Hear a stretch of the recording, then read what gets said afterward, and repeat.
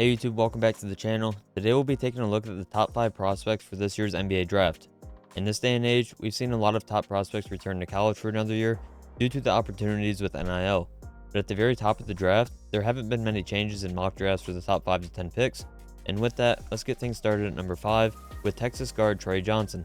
Standing at 6'5", Johnson is one of the best scorers in the entire draft class. He averaged nearly 20 points in his lone season at Texas, and he led the Longhorns as a true freshman and played well enough to be a projected top 5 pick. Now, let's break down Johnson as a player. Starting on offense, which will be his calling card from day one in the NBA. He strives in isolation and sets that involve the pick and roll. A huge reason he's successful in isolation is because of his high self-confidence. He believes he can make every shot, and there is truth to that. He took and made shots no coach would want other players to take. But in his lone season at Texas, he did it multiple times per game, and when a player scores in isolation, it's usually because of one of two things. They either have a great handle on ball control, or they have a great jump shot which is quick and it has good elevation. Johnson has both. His jump shot is one of, if not the best in the draft. It's quick and it allows him to get the ball off cleanly even when under duress. Now with that great jumper, it goes back to a previous point made about him taking very difficult shots, and that's where the Cam Thomas comparisons come from. Thomas was a high volume, high difficulty shot taker coming out of college, and he is still in the NBA right now. The edge I'd give to Johnson over Thomas is the playmaking and ability to thrive in the pick and roll. That's a huge reason he'll go top 10 in the draft instead of in the late teens or 20s. If he were just a shooter who took a lot of shots, he'd fall, but that's not the case. Now defensively, he can definitely improve. The good thing is he has the frame to add muscle and become a stronger presence on the perimeter. Aside from the lack of strength, it's not like he can't play defense. We saw him play well in that end of the court, but that effort needs to be there all the time. He can have a huge impact early on if he becomes a great 3-and-D player the moment he steps in the league. My projection is that Johnson will average around 15 points per game as a rookie if he gets a good opportunity. At number 4, we have VJ Edgecomb, a shooting guard out of Baylor, and pound for pound, he's arguably the most athletic player in the class, and that's a huge reason he's being mocked in the top 5. Ever since his early high school days, Edgecomb has been near the top in terms of speed and vertical. He posted a 39-inch vertical at the combine, but when you watch him play, it feels like he has a 44 or 45-inch vert. That athleticism is a huge reason why he's such a great defender. He can take on the responsibility of guarding the opponent's best guard on a nightly basis, as he led the Bears with over 2 steals per game. And being a pest on the ball and getting steals has really covered up a weakness of his, and that is his wingspan. Many scouts and insiders have cited his short wingspan, but personally, skill and eye test will conquer physical measurements any day of the week. Offensively, he's not the best perimeter shooter by any means, but he shot a solid 34% from 3. He can knock down catch and shoot threes at a high clip, but struggles off the dribble at this stage of his career. He thrives at playmaking and getting to the basket, and I don't like to use the word effortless a lot, but he can get to the rim really whenever he wants. I'd compare him to Victor Oladipo when he was coming out of Indiana, someone with all the physical tools and traits to be a star one day, and if Edgecomb can develop a consistent 3-point shot, he'll be a nightmare to guard on the offensive end. If he ends up on the Hornets, like most people were predicting, he'll be the perfect 2 guard alongside LaMelo Ball and Brandon Miller. Next up we have Ace Bailey, a forward out of Rutgers, and he's one of 2 players from Rutgers in today's video. Bailey is one of the most versatile and skilled scorers in this draft, a true 3-level scorer that simply just puts the ball in the basket.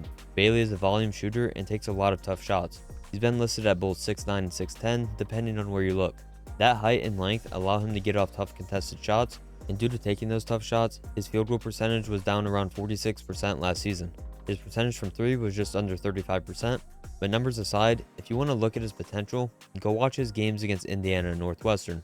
In those 2 games, he scored 39 and 37 points while shooting over 55% from the field, putting on a clinic on offense. He was unguardable from all 3 levels, including very efficient 3-point shooting. In the NBA, he's going to be a go-to option on the offensive end very early on. On the defensive end, there's a lot of question marks and concerns. He had one of the worst defensive ratings in the entire country last year out of all the draft prospects. Not only that, he didn't have much impact as an on-ball defender, having a lot of fouls due to being lazy. A small bright spot for him on defense is backside help. He hunts for blocks, which means he's at least engaged at times. As of now, he's being mocked to the 76ers, with a small chance of going to San Antonio. Let's say he ends up in Philly. Unless they sign a starting caliber forward in free agency, Bailey will battle with Kelly Oubre Jr. for that spot, and if he wins that job, you're putting an elite 3-level scorer in a lineup that has Tyrese Maxey, Jared McCain, Paul George, and Joel Embiid. Injuries are a concern with this group, but this would put Bailey around multiple ball handlers and ease his way into the league. I expect him to average around 10 to 12 points a game next year, but like I said, if injuries hurt this roster again, Bailey won't be shy about taking more shots and potentially nearing 20 points a game, becoming a cornerstone for the Sixers' future.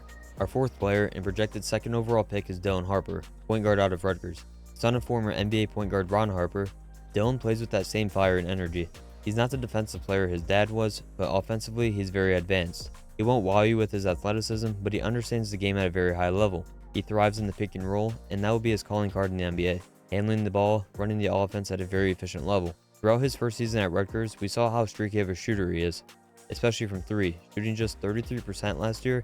He still had games where he was hitting every step back shot. If he ends up at the Spurs, imagine De'Aaron Fox and Dylan Harper being the primary ball handler for Victor Wembanyama in the pick and roll.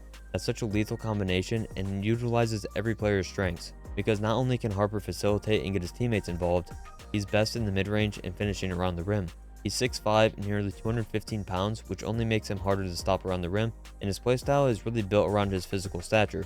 Like I previously stated, he doesn't have an incredible athletic profile, so his game is built around his skill and power. Part of that skill includes becoming more of an off-ball player alongside Fox, knocking down catch-and-shoot threes and developing his perimeter shooting. Next season as a rookie, I expect him to average 12 points, 4 rebounds, and 5 assists. Lastly, the top prospect in this year's NBA draft is Cooper Flagg. The Duke forward is one of the more hyped up prospects in recent history, right behind Victor Wembanyama. He can play either the 3 or the 4 and is a mismatch nightmare for defenses. Standing at 6'9" with a great handle, that combo is why he can play on the perimeter while also scoring on the low block around the rim. Guys his size shouldn't have a quick first step like him, but he blows by bigger defenders routinely. The threat of him going to the rim and being a handful to stop makes defenders very slow to close out to him on the perimeter. You know what they say, hand down, man down, and Flagg shot 39% from 3 last year at Duke. The weakest point of his game was perimeter shooting, and it was great, especially for a freshman. He can play, make, and rebound at an elite level, as he averaged 9 rebounds and 5 assists. Defensively, he's arguably the best in the draft. Elite on-ball defender, but thrives in help side blocking shots. He's no doubt an above-average interior defender, and does so without fouling. He fouled just 2 times per game, and overall, his game is very complete. Now the Dallas Mavericks have the #1 pick, and after trading Luka Doncic, they're in a position to have a top 3 starting lineup in 2025. If this group is healthy, it may be #1. Kyrie Irving will be coming back later in the year from injury, but when you put Kyrie, Klay Thompson, Cooper Flagg, PJ Washington, and Anthony Davis together, not to mention Derek Lively and Daniel Gafford, sometimes Flagg may be out there with Davis at the 4, and their defense will be off the charts for his rookie season. I think he'll average 18.6 rebounds and 5 assists, all while playing elite defense. My player comparison to him is a combo of 2 guys, Andrei Kirilenko and Jason Tatum. Now let me explain. Defensively, I think he has a higher ceiling than Kirilenko, and that's saying something because AK-47 was a top-tier defender when he was in the NBA. Offensively, there's some Jason Tatum to his game, but I'm talking about the Tatum coming out of college in his first 2 to 3 years in the league. You put a young Jason Tatum with Kirilenko defense, that's my early expectations for Cooper Flagg, hence why he's such a hyped up NBA prospect. If you guys enjoyed this video, be sure to leave a like and subscribe to the channel if you're new. Let me know down in the comments what other videos you guys would like to see, and until next time, peace.